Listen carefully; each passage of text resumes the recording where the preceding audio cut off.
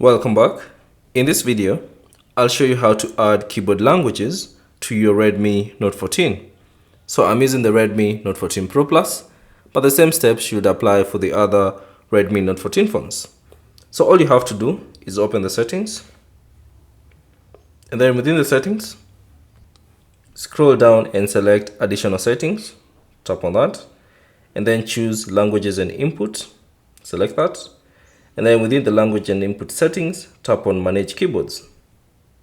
Now all you have to do is tap on Gboard to get you to the Gboard settings, and then select languages. And then to add a language, all you have to do is simply tap on add keyboard. So tap on that, and then I should see a list of languages that are currently available. So you'll see the suggested languages, which are here. And also you should see another section for all the languages. Now you can scroll through all the languages and find the language that you prefer, or you can simply use the search bar, tap on it, and search for the language that you'd like to use. So let's say if you want to have a French language on your keyboard, you can select it.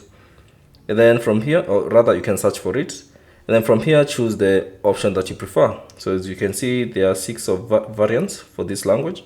So choose the one that you prefer. So let's say if I want this one for Canada, simply tap on it. Then I should see a keyboard layout of how it will look like. So you can simply find the keyboard that you'd like to use and tap on it if you want that, or if you want a couple of them, you can simply select it. Now once you have selected them, there's this option, the multilingual typing. You can simply enable it or disable it if you want to. And then once you have successfully added that particular language, you can simply tap on done.